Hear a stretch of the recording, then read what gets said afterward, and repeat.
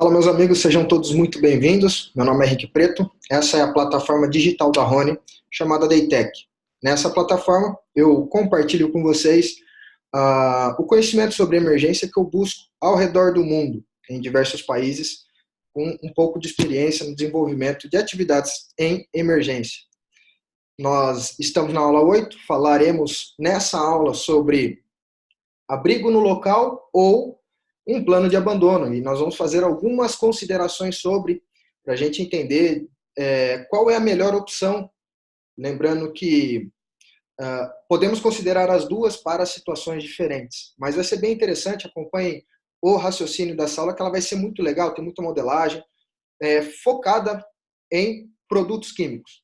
Já que é focada em produtos químicos, nós vamos desenvolver, então, um estudo, uma linha de raciocínio quanto a procedimentos de segurança em casos de vazamento. O que o mundo aprendeu com isso, tá? O que temos de informação a partir disso, como podemos modelar essas informações, como que a gente consegue criar um plano de emergência, um plano de atendimento à emergência consistente de acordo com cada realidade.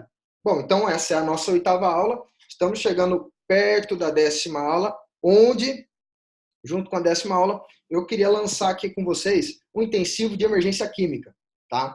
Eu gostaria de convidá-los para o intensivo de emergência química, que vai acontecer do dia 27 de janeiro ao dia 3 de fevereiro, tá? Assim como essas aulas, ele é totalmente online, só que só estará disponível para quem fizer a inscrição. Então, eu vou liberar via e-mail para vocês o link da inscrição, tá certo? Assim que estiver pronto também, eu coloco aqui na descrição do vídeo. E vocês façam a inscrição e eu vou passar por 7 dias, aulas todos os dias sobre emergências químicas. Mas, de novo, só vai ter acesso a esse conteúdo quem se cadastrar. Tudo bem? Vai ser online, vai ser gratuito. Eu gostaria que todos aqui participassem. Quanto mais gente, melhor. Vai ser um intensivo de emergências químicas. A gente vai trabalhar por 7 dias com aulas todos os dias. Eu acho que vai ser muito legal. Eu gostaria que todos participassem. Tá certo? A próxima. Bom, para quem está chegando agora, a Rony é uma empresa de consultoria. Tá? Perguntaram e então está aqui. Nós desenvolvemos toda a parte de gestão emergencial. Então, por isso que eu estou aqui. Estou compartilhando o que a Rony acredita. Tá? Esse tipo de serviço que eu estou fazendo aqui, entregando para vocês essas informações, é a forma com que a Rony trabalha, é a forma com que a Rony acredita que é a melhor maneira de desenvolver os trabalhos. Tá? Eu falei, todos os anos eu estou fora do país. Nos últimos anos, pelo menos 2 viagens internacionais profissionais, e é isso que eu faço. Eu vou buscar informação para trazer aqui para trabalhar. Então, a gente tem um campo de treinamento também. Em breve, nós vamos abrir uma turma aberta para curso de incêndio industrial ou algum incêndio avançado. O nosso campo de treinamento, ele é o único do Brasil que queima apenas líquido pressurizado. A gente não queima gás. É um campo muito técnico e nas aulas de incêndio, quem já está aqui há mais tempo, né, viu algumas fotos e no momento oportuno eu passo algumas fotos aqui para vocês. Ou visite meu Instagram, lá tem bastante foto do campo de treinamento, tá certo? Bom, a gente faz gestão documental do espaço confinado, avaliação de capacidade de resposta à emergência, análise de riscos, acompanhamento de serviço, assim, é o tipo de atividade da Rony. Então, só entrar em contato, estou sempre à disposição em todo o território nacional. Bom, como nós vimos na aula de avanços tecnológicos, de progressos tecnológicos, eu vou trazer algum dado aqui para vocês, tá? O dado é daquele último de 157 milhões de substâncias químicas que nós temos hoje catalogados no mundo, tá? O que isso significa? Isso foi em dezembro de 2019, deve ter um pouquinho a mais agora e vai aumentar, né? Como a gente já viu. E um detalhe, eu já estou verificando, só abrindo um parênteses aqui, eu estou verificando uma forma para que vocês tenham acesso a todas as outras aulas, tá certo? Então, provavelmente, até a nossa aula número 20, eu consigo ter uma resposta para vocês. Então, fiquem atentos aí. Mas, enfim, vamos voltar aqui. Bom, 157 milhões de substâncias químicas, para quem está chegando agora a conhecer esse canal, o que isso aí significa? Significa que são 157 milhões de substâncias que elas têm uma característica específica, elas têm uma forma molecular específica, ela tem um comprimento de ligação específico, Tá? Então, são as substâncias químicas. Então, entre si, obviamente, como são produtos químicos, eles vão ter reatividades entre si. E esses produtos químicos, muitas vezes, eles vão ser armazenados, tá? Dependendo, obviamente, do estado físico dele, em situações em que podem ocorrer vazamentos. E o grande questionamento da aula de hoje é, tá bom, o que acontece no caso de um vazamento de produto tóxico? Todo mundo, o Brasil inteiro, todas as pessoas, elas sempre buscam alguma referência, né? O que fazer, né, de vazamento de produto químico? Bom, eu vou usar como referência para estudo de caso, tá? Para a gente desenvolver essa nossa análise, esse nosso estudo de caso, eu vou usar essa substância aí, né? Essa é a tal da amônia, tá? Amônia anidra, NH3. Por que que eu vou usar amônia? Porque ela é conhecida de todo mundo, ou quase todo mundo, tá certo? Ela tem algumas características, né? Tóxica, corrosiva e inflamável. Ela faz mal, obviamente. Ela tem características interessantes, né? Embora o peso molecular dela seja 17 gramas por mol, pode fazer o cálculo aí, né? NH3. A gente tem a característica de um vazamento de amônia. Quando o vaso amônico acontece com a amônia, ela sobe ou ela desce? Se a gente for levar em consideração o peso molecular, ela subiria, né? Mas não podemos deixar de levar também em consideração a interação da amônia com a água, onde ela se conecta com a água e forma o hidróxido de amônio. Mas isso aí a gente fala no nosso intensivo de emergências químicas. Lá vai ter aula até mesmo dessa química básica, para a gente entender um pouco melhor. Vai ser legal. Mas, enfim, trabalhando com amônia, vamos usar ela como referência, porque é um produto que todos conhecem, a gente pode trabalhar nessas análises de caso aí, justamente para isso, tá? Então tá. O que nós temos hoje de referência normativa? Eu peguei da instrução técnica do Corpo de Bombeiro do Estado de São Paulo, alguns trechos, né? Onde ele fala, por exemplo, de ações emergenciais. Fala que a brigada, ela identifica uma situação, alarma, e cria um abandono de área, né? É justamente essa parte do abandono de área que eu queria pegar. O que é abandono de área? É proceder ao abandono parcial ou total quando necessário. Esse é o detalhe, tá? Conforme comunicação estabelecida e tudo mais, pelo menos 100 metros do local. Bom, veja só, não espere que o Estado, através de normativa, vá dar soluções para todos os seus problemas, tá certo? O Estado já presta o serviço dele, já existem normativas, tá? Que a gente segue. Com certeza, o Estado de São Paulo é um Estado que sofreu muito no passado, com grandes emergências, grandes acidentes, mas hoje a gente tem uma legislação bastante robusta. Só que é o seguinte, é impossível você colocar a responsabilidade na mão de alguém que está fazendo uma legislação para alguns problemas específicos. Ou seja, problemas que são específicos requerem, tá, decisões ou uma resolução para esse problema também de maneira específica, de maneira cirúrgica, tá bem? Então, assim, não está na norma o que nós vamos falar desse abrigo no local, é um estudo de caso com vocês. É óbvio que se pegar fogo e não vazar produto químico, mas se estiver pegando fogo, é óbvio que vocês vão fazer um plano de abandono, tá? Não entenda errado. A questão aqui, o objeto de estudo é se vazar produto químico tóxico, se vazar amônia, se vazar o cloro lá na estação de tratamento da cidade que está no meio de um bairro, tá? O que é melhor a ser feito? E eu não estou falando apenas da minha concepção, óbvio que é isso que eu acredito, que eu estou falando aqui para vocês, é isso que eu aprendi, é isso que eu retirei, que eu fui buscar em outros lugares no mundo, e também aqui no Brasil, mas eu aprendi sobre essa técnica justamente aqui. Mas depois, obviamente, não tinha material aqui, eu tive que buscar em normativas, literaturas lá fora. Então, estou aqui disponibilizando para vocês. Então, assim, a IT-17, ela dá os parâmetros da brigada de emergência, mas o que nós vamos falar aqui agora não é a IT-17, não estou falando de IT. Estou falando de uma realidade que é o que acontece, tá certo? Em caso de vazamento de produto químico para a gente ponderar. O que é melhor?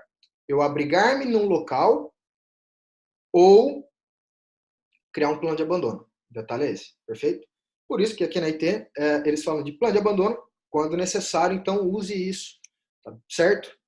Bom, já que nós estamos falando da amônia, o que nós temos, né, em relação à amônia? Então eu vou trazer aqui alguns limites de exposição, tá? Esses limites de exposição são os mais conhecidos até aqui, né? Bom, o que nós temos para a jornada de trabalho para amônia? 20 ppm.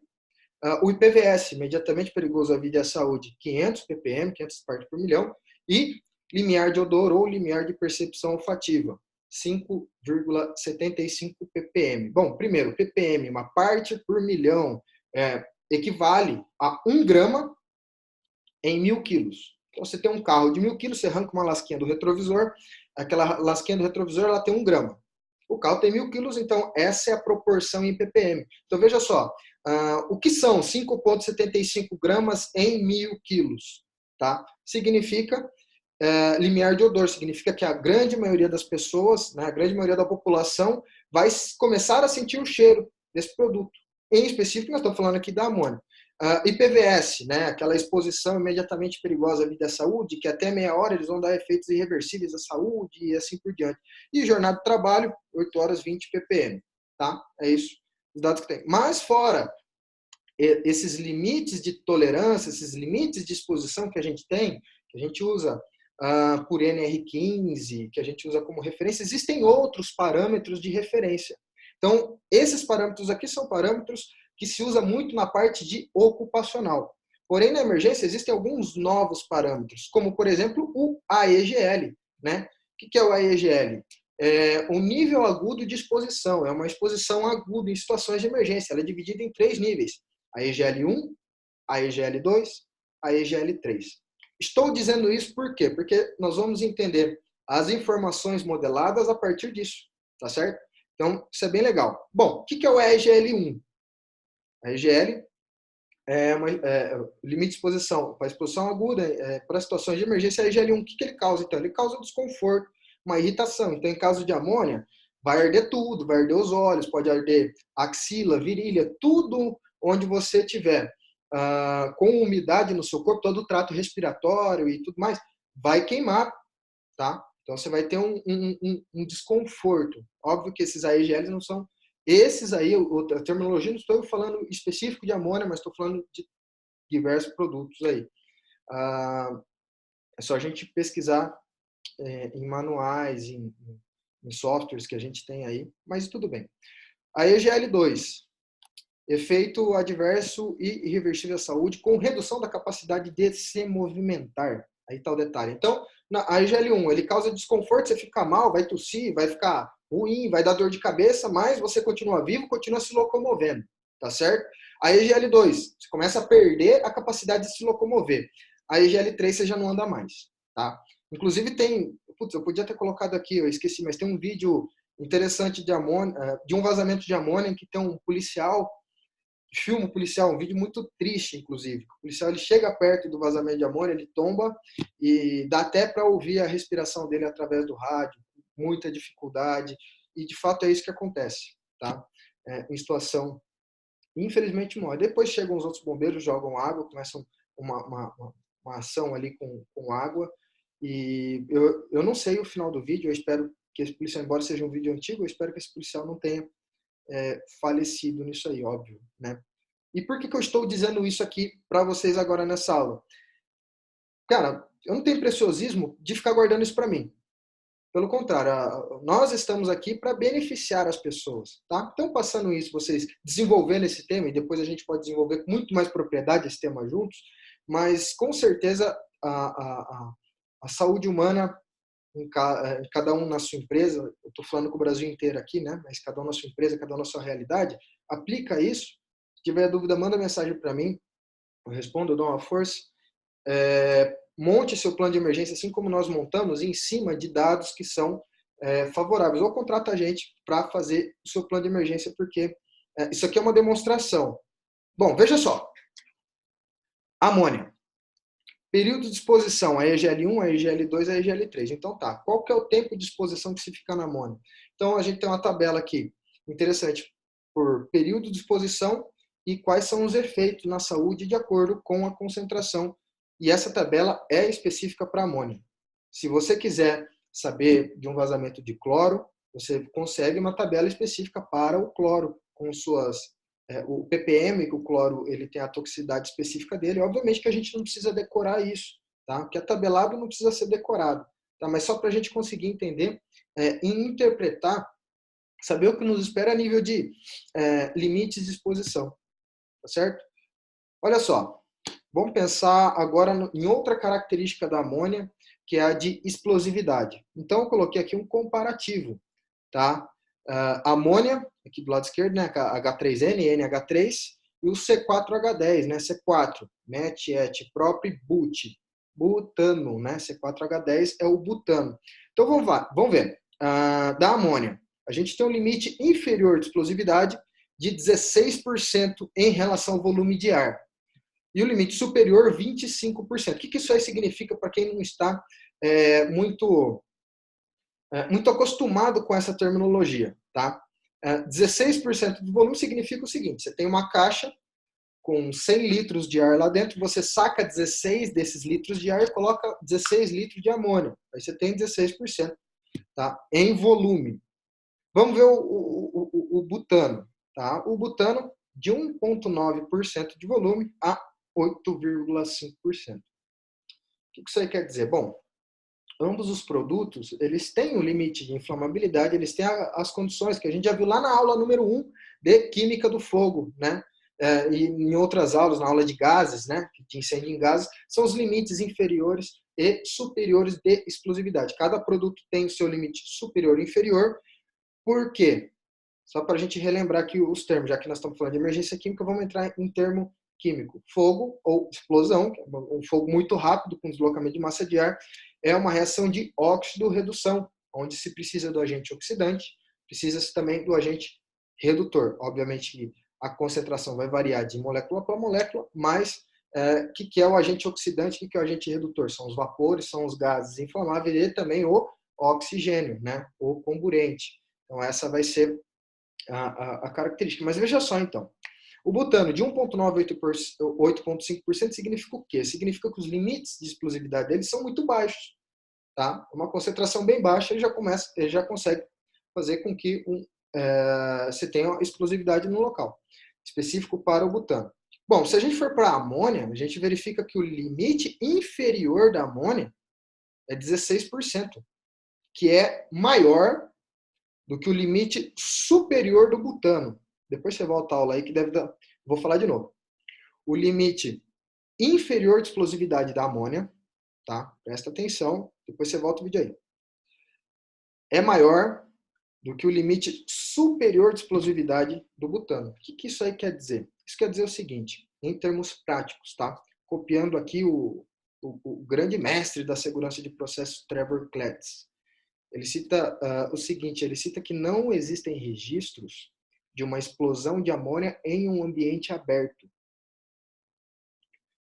que isso quer dizer? Quer dizer que quando vaza amônia no ambiente, tá? Esse ambiente é aberto, obviamente que existe uma dispersão de gases, né?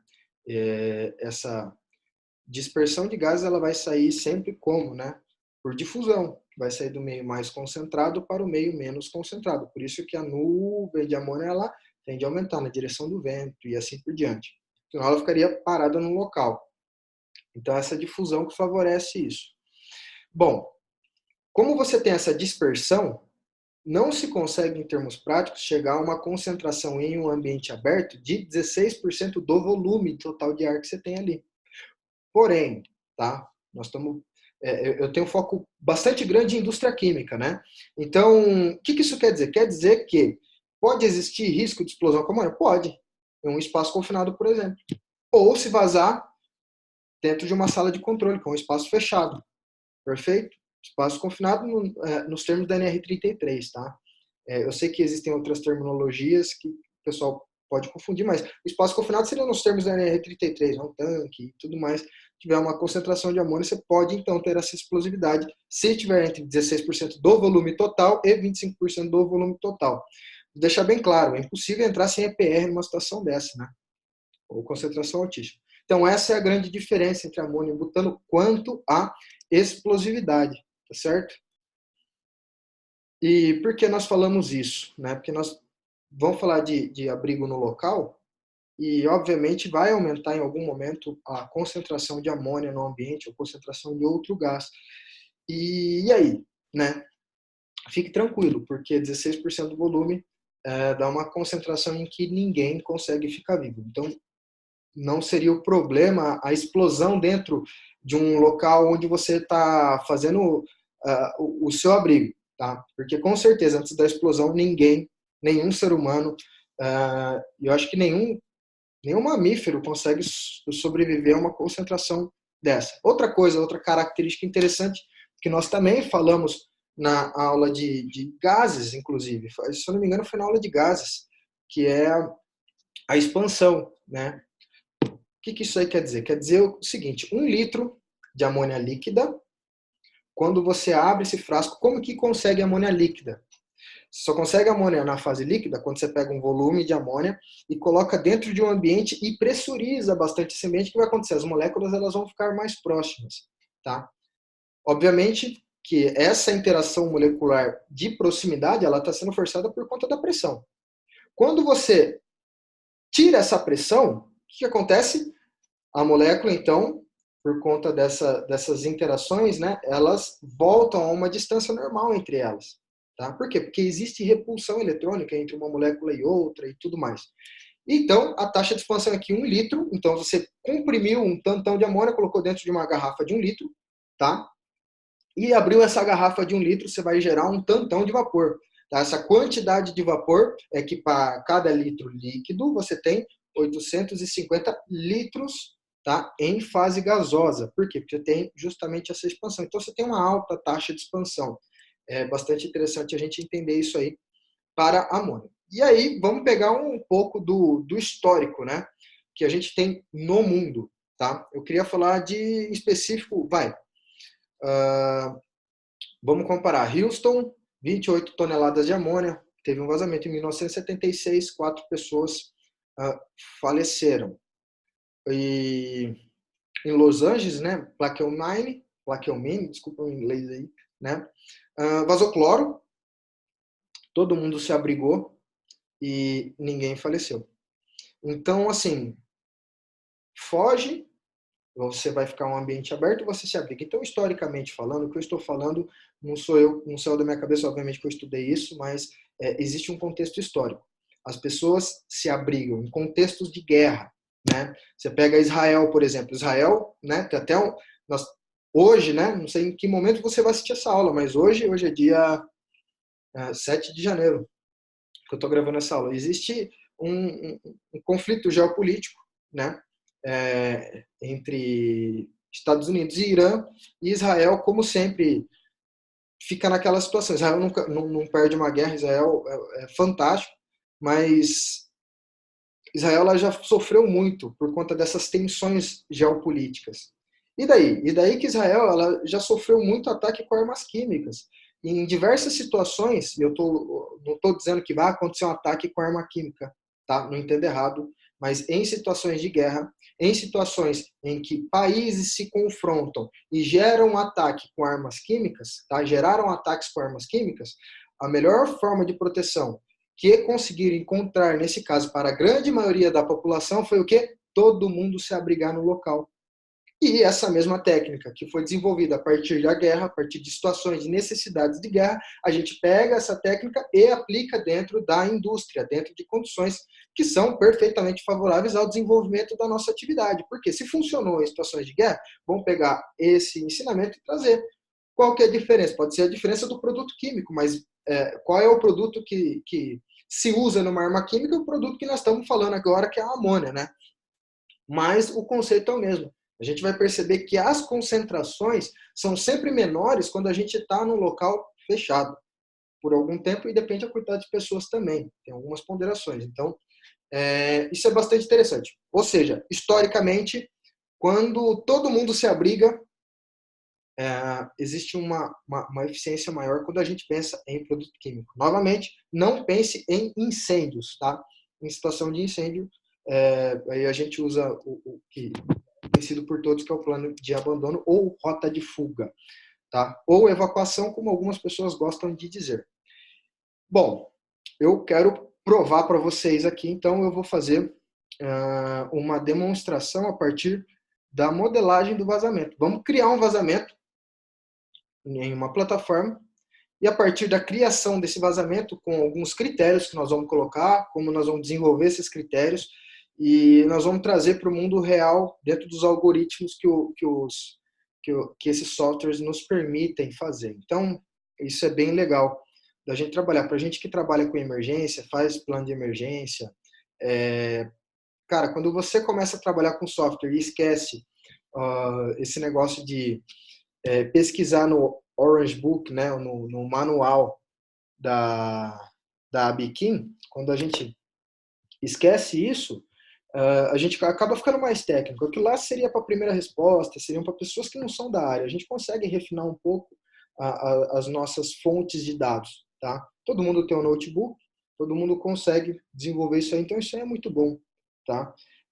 Veja só, de onde vem então isso aí? Isso aí vem da EPA, tá? Norte-americano, e esses softwares, eles foram desenvolvidos inicialmente para a necessidade deles. Tanto é que quando a gente faz uma modelagem, essa modelagem, se for feita nos Estados Unidos, ela já passa até mesmo a densidade demográfica, né? Qual a probabilidade da quantidade de pessoas que podem sofrer com aquilo, tá? Então, eu vou fazer algumas modelagens, vai ser bem interessante. A primeira parte aqui, então, eu vou colocar qual o produto químico. O produto químico é amônia, tá? A EGL1 da amônia para 60 minutos, tá? Então, vamos pensar que você vai ficar exposto 60 minutos no EGL1, tá? 30 ppm. Então, você vai ter incômodos a 30 ppm de amônia. A EGL2 para 60 minutos, 160 ppm. Então, significa que você já vai começar a ficar com a sua capacidade de mobilidade reduzida, tá? E o EGL3 para 60 minutos, 1.100 partes por milhão de amônia. Ou seja, é fatal uma concentração dessa.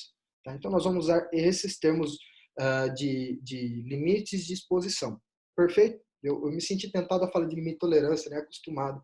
Enfim, ele dá as características aí da amônia e característica atmosférica. A gente precisa pôr, tá chovendo, não tá? Porque as características atmosféricas elas vão influenciar, tá certo? Eu coloquei um padrão aqui, que é algo próximo do dia hoje em Campinas, né?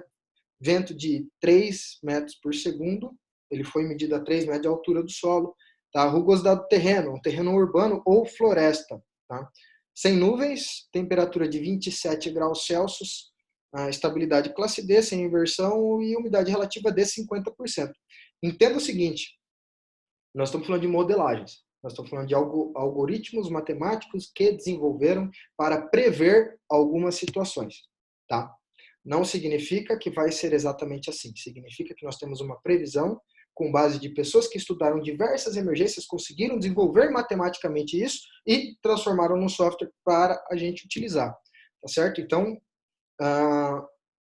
estudos de segurança de processo citam esses softwares que eu estou utilizando como bastante conservadores.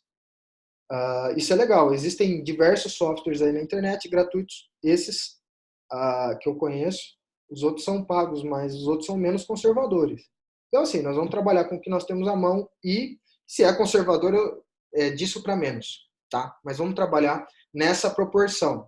Porque a gente pega aquele princípio lá vamos trabalhar aquele princípio da segurança do trabalho. Então, se você proteger a maior exposição, dali para baixo, está sossegado. Então, se a gente conseguir proteger, conseguir desenvolver atividades a partir dos dados que nós temos aqui, embora sejam muito conservadores, o êxito ele tende a ser maior na nossa equipe de resposta à emergência, no nosso plano de emergência, certo? Então, onde ele está armazenado? Eu vou pegar aqui um cilindro, tá? Um cilindro horizontal. Esse cilindro horizontal ele tem um comprimento, eu considerei um comprimento de 12 metros e 3 metros de diâmetro, tá? Então é o cilindrão horizontal, 12 metros e 3 de diâmetro, então é um cilindro perfeito. Ele tem o volume dele, também está na temperatura ambiente, não fica refrigerado nem aquecido, por óbvio. Ele está com 70% de fase líquida, bastante fase líquida. E por onde vai vazar? Como vai vazar? Ele vai vazar na parte inferior por uma válvula de 1,5 polegada. Tá certo? Então, nós estamos considerando nessa consideração esse vazamento que nós vamos ver numa válvula de 1,5 polegada. tá? A gente tem as taxas, vai vazar em duas fases, porque está na parte inferior. Então, a fase líquida que vai sair do tanque, ela vai ter uma taxa de expansão. Então, você imagina, saindo desse tanque, uma fase líquida de amônia com uma grande taxa de expansão. É algo realmente muito violento, porque acontece muito rápido. E tem outra característica que é a direção do vento. Eu coloquei a direção do vento, se eu não me engano, no Nordeste. Nordeste, cadê? Direção do vento. Enfim, tem uma determinada direção do vento aí. Bom, a modelagem saiu dessa forma, né? Na direção do vento, a gente tem ali, ó, no ponto zero, então o ponto 00 no eixo XY, esse ponto 00 é o ponto inicial ali. E o wind, né, é a direção do vento, para onde o vento sopra. A gente tem diferença de cores ali, a gente tem uma cor mais vermelha mais escura, é GL3, né? Uma parte bem próxima ali, né? Acho que não dá para ver o mouse, mas deve ser por volta de uns 300 ou 400 metros, né? Vamos por ali, vai 500 metros, daria para dar um zoom, mas não dá para vocês verem o meu mouse aqui. Bom, e a EGL2, a parte laranja, a quase 2 quilômetros na direção do vento desse vazamento. E o EGL3, né, pessoas que vão ficar incomodadas, mas não vão sofrer muito, vai chegar até mais do que 4 km, dá quase 5 km esse vazamento. Então, veja só o tamanho desse vazamento. Tá bom, né? Mas eu sou... vamos modelar no mapa, né? Então, eu coloquei no mapa, em uma indústria específica, que tem amônia, essa parte do mapa ela chega até a cidade. Obviamente que a gente poderia mudar a direção do vazamento, mudar a direção do vento, cada condição é uma condição, pode aumentar.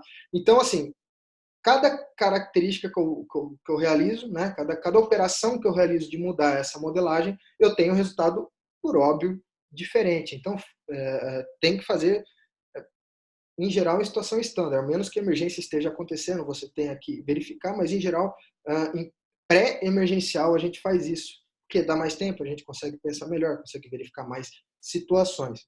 Bom, veja só, você vê que sai da indústria, que é uma indústria que é retirada, é bem distante, e chegaria até a cidade, né? E veja que a gente consegue aqui nessa modelagem ver a diferença do EGL3, 2 e 1, tá? Então veja só, é muita distância. Então você fala assim, eu vou fazer um plano de abandono, não cabe, gente, tá? Então, cada caso é um caso e você tem que entender que abandonar não vai ser uma boa opção. Por que não vai ser uma boa opção? Tá? Vamos aos detalhes. Bom, eu considerei então na direção do vento, do vazamento, na direção do vento um ponto específico no mapa, né? Do eixo XY, vamos voltar aqui, ó. Do eixo XY eu considerei 1 km de distância. Então, eu considerei 1 km de distância. Eu cliquei num ponto ali de 1 km de distância e o que eu cheguei, né? O que a gente chega da informação? A gente chega a essa informação gráfica. A 1 km de distância, na direção do vento, um ponto. Tá? E por que eu estou dizendo isso? Vamos dizer assim, ó, você vai correr, você vai criar um plano de abandono? Tá, qual que é o seu pace, né? O pessoal da corrida gosta de falar do pace, né? Não tem nem ideia de quanto é o meu pace. Pace é o quê? Quanto tempo você corre 1 km? Isso é o que eu sei, posso estar errado, né? Mas assim, em quanto tempo você corre 1 km? 5, 6, 8 minutos? 3 minutos, né? Vai variar de pessoa para pessoa, se o cara é atleta, se não é, se ele corre mais rápido, se não corre, tem sobrepeso, ele tem dificuldade de locomoção, a pessoa é idosa, e aí, você vai por esse cara, beleza, corre da nuvem. Em quanto tempo chega a pluma de gás? Na direção do vento, chega em 1 km. A pluma de gás, ela chega a 1 km de distância em menos do que 5 minutos. Ela chega em menos dos 5 minutos e ela vai dar um pico, tá? Nessa condição que a gente modelou, ela vai dar um pico de 450 ppm, tá certo? E esse pico ele vai continuar e vai ter um decréscimo aí, vocês estão olhando, mas ele é limitado a 1 hora, tá? Então, esse software limita a 1 hora, vamos pensar em 1 hora de emergência. Vai ter 1 hora a 450 ppm, mais ou menos, de concentração outdoor, concentração em um ambiente aberto. E olha que interessante, o indoor, você dentro de um local fechado, que é a linha azul. A linha azul, ela chega a uma concentração alta sim, antes que vocês... mas também tem concentração. Tem. Lógico que tem. Só que olha só o coeficiente angular da reta. Olha o quanto a reta está inclinada. Em quanto tempo a linha vermelha ela chega a 450 ppm? Em menos de 2 minutos, você tem de 0 a 450 ppm. E se você tiver um local abrigado nesse mesmo um ponto, nessas considerações, um ponto. Então, imagina que você tem um medidor fora, outro dentro de uma casa. Tá? A diferença de concentração é exatamente essa. Agora, se a emergência durar 20 minutos, você vai ter uma diferença de 100 ppm dentro da casa, tá? Para 450 fora da casa, fora do seu abrigo, fora do local onde você está abrigado. Aí a questão é, você escolhe qual é a concentração que você quer. Você vai criar um plano de abandono ou você vai se abrigar no local. Essa é a grande questão. Bom, isso é legal para vocês trabalharem também, e para quem tem empresas com produto químico, vocês conseguem verificar isso na... Pô, às vezes você tem comunidade perto da empresa, e você precisa trabalhar o seu gerenciamento de crise com a comunidade. Porque você imagina se der um vazamento, tá? A nível de crise, se der um vazamento e você tem um bairro próximo, ou crianças morrem em função desse vazamento aí. Como que você dorme depois disso, ou como que você lida mercadologicamente depois disso? Não é pagar multa para a família e acabou. A família perdeu os filhos, né? Às vezes o pai e a mãe saiu, ficou a criança com a avó. Então, assim, tem que tomar muito cuidado. Quem tem empresa que tem esse tipo de potencialidade, tá? Já começa a prestar bastante atenção no seu plano de emergência, começa a entender como que vocês vão fazer em situações de crise. Se possível, trabalhe com a comunidade, passe informações, tá? Verifique dentro da sua realidade a melhor coisa a fazer, porque isso aqui é realmente muito sério, tá? Perfeito? Então, não estou dizendo que você se abrigar no local, você não vai sentir cheiro de produto, obviamente não. Mas entenda que, quando você está abrigado, você tem uma concentração menor por um tempo do que lá a concentração lá fora. Tá? Então, olha que interessante, né? A gente pega alguns ensinamentos, inclusive bíblicos, né? Em Isaías 26, 20. Óbvio que não tinha instalação de amônia na época. Eu estou falando algo aqui simbólico para vocês, para a gente entender quanta coisa interessante tem, que a gente consegue fazer um paralelo, extrair da Bíblia soluções até mesmo para vazamento de produto químico, né? Vai, pois, meu povo, entra nos teus, fecha as suas portas sobre ti, esconde-te por um momento até que a ira passe, tá? Faz sentido ou não? Se a gente analisar isso aqui, ó, vou passar pronto, tá? A ira passou, mas a concentração ficou ali. Vamos entender, então, quais são as características quando a gente cria um abrigo, né? Quando a gente está abrigado em situações de emergência. Bom, a linha preta, desculpa se eu errar a cor, eu sou daltônico, eu posso errar a tonalidade da cor, mas eu vou falando, né? A concentração fora, tá? A concentração fora, você tem um pico, tá certo? E ela vai ser usada ali como referência para a gente. O que é esse ACH? Tá? Que é a concentração dentro. Então, todo esse colorido deve ser verde, amarelo, azul claro e azul escuro. Bom, enfim, esses 5-ACH, 1-ACH, 0,5-ACH e 0,1-ACH, tá? São concentrações que estão dentro de um abrigo. Tá? Esse abrigo contém pessoas. As pessoas respiram. Quanto mais gente eu tenho dentro do abrigo, mais essas pessoas vão respirar, mais elas vão precisar de demanda de ar. Naturalmente, vai entrar uma concentração, óbvio, pela janela, pelo forro, por onde for, mas vai entrar uma concentração. Quanto mais gente você tem, maior é a quantidade de trocas de ar por hora. Olha que interessante. Então, 5-ACH, são 5 trocas de ar por hora. Significa que aquele volume que você tem no ambiente, ele está sendo substituído e consumido pelas pessoas ali em uma velocidade de, em 1 hora, 5 vezes você consome todo aquele volume. E como você consome muito volume, você precisa de demanda, tá certo? E essa demanda vem de onde? Obviamente do ar de fora. E se o ar de fora estiver contaminado, ela vai aumentar, vai incrementar, tá? Vai ser um acréscimo na concentração que você tem ali dentro do seu abrigo, do seu centro de encontro. Veja só então o que vai acontecer na linha azul. Você vai tendo vai aumentando, tá? Então, simbolicamente, a gente entende que um local para ser considerado um abrigo, a gente precisa levar em consideração algumas coisas, como, por exemplo, o volume, tá? O volume de ar que esse local compreende, qual que é o volume do local, para a gente entender quantas pessoas podem caber ali dentro em situação de segurança para uma determinada caso de vazamento. Então, olha só onde vai o estudo. Olha só que interessante. Você cria uma modelagem de um vazamento, tá? Você verifica em alguns pontos ali onde as pessoas vão. Você tem que saber o tamanho do local que você vai considerar como abrigo e, além disso, quantas pessoas vão ficar em média ali naquele abrigo. Por quê? O que acontece? Naturalmente, a concentração aumenta. E quais os recursos que você vai ter no abrigo? Que tipo de gente? Como que é o... Então, seu plano de emergência é realmente complexo.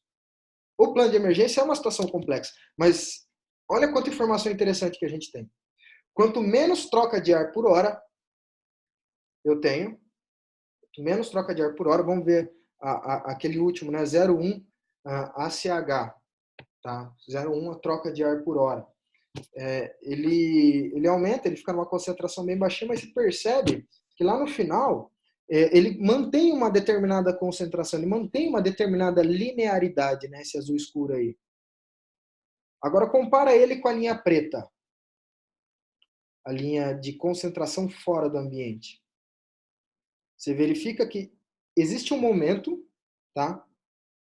Que é o momento em que a linha preta ela tem uma intersecção ali com a linha azul, que a concentração fora do ambiente ela passa a ser menor do que dentro do ambiente, assim para as outras linhas também, tá? Então, quando a concentração fora do ambiente ela for menor, porque o que acontece é exatamente isso. É o momento de você sair do local na qual você está abrigado, tá? Eu estou falando aqui apenas de uma demanda industrial, eu não estou falando de grandes emergências com ataques químicos, que tem que levar para um bunker, que tem que levar comida, que tem que levar uma série de coisas que vai ficar dias e dias. Estou falando de um cenário emergencial industrial onde você vai ficar ali 1 hora abrigado. Então, você tem que levar em consideração as possibilidades, como, por exemplo, qual é a capacidade de resposta da sua brigada. Em quanto tempo ela resolveria esse problema? Ou dos seus bombeiros? Em quanto tempo seus bombeiros resolveriam esse problema? São todas essas condições, essas considerações que vocês precisam colocar no plano de emergência para entender. Então chega um momento, né, que é quando cruza, que é o que aconteceu ali, ó, na casinha A. A casa A, simbolicamente está sendo mostrada ali no vídeo, você tem uma concentração maior dentro da casa do que fora da casa. Por quê? Porque a pluma já passou. Então, esconde-te só por um momento até que a ira passe, tá certo? Na hora que passou, você sai. Como você vai fazer isso e tudo mais, cada caso ele tem que ser estudado de maneira específica. O que eu estou te passando aqui é a visão geral da técnica para que você se proteja, tá certo? Verifique agora também na casa D que a concentração dentro dela tá muito baixa, porém vai tender a aumentar. E entenda, quanto mais gente, quanto mais pessoas respirando, quanto maior a demanda respiratória, maior vai ser a quantidade de troca de ar por hora. Quanto maior a quantidade de troca de ar por hora, maior vai ser o incremento maior vai ser a concentração, maior vai ser a taxa, né, que vai incrementar a concentração dentro do seu abrigo. Perfeito? Dentro do local em que você está abrigado. Sendo assim, pessoal, verifica o seguinte. Primeiro, né, a gente falou que, historicamente, nós temos a característica, em alguns dados no mundo, onde a gente consegue uma proteção, consegue uma efetividade onde pessoas não morrem, tá? Então, nosso objetivo aqui não é entrar em conflito com ideias, porque eu prefiro... Viu, você prefere o que você quiser, tá? Cada situação é uma situação. Nós estamos falando aqui, no caso de um vazamento, as modelagens elas foram feitas a partir da amônia, dentro de uma situação hipotética, com alguns conceitos para vocês levarem em consideração, e que são os conceitos que nós, da Rony, levamos em consideração como quando desenvolvemos o nosso plano de emergência. Então, é nisso que a gente acredita. Primeiro, então, historicamente, a gente tem um amparo histórico, onde diversas vidas, em diversas situações, elas foram salvas a partir desta técnica, tá? Do abrigo. Isso pode acontecer nas populações. Então, assim, não dá para correr? é uma situação em que não dá para correr, se você correr, a nuvem de gás ela vai te pegar e você vai acabar sendo uma vítima, então se abriga. Você consegue fazer o estudo de caso a caso, de situação a situação, a partir de softwares, mas emergência com produto químico não é simples. Mas esses conceitos eles precisam estar. Então, toma cuidado quando você só considera um plano de abandono. Tá? Não estou dizendo que não é para considerar o plano de abandono, tem situação que tem que considerar, você vai ter que ter sua roda de fuga, sinalização e uma série de coisas. Assim como, se tiver o risco de vazamento de produto químico, faça o estudo de caso.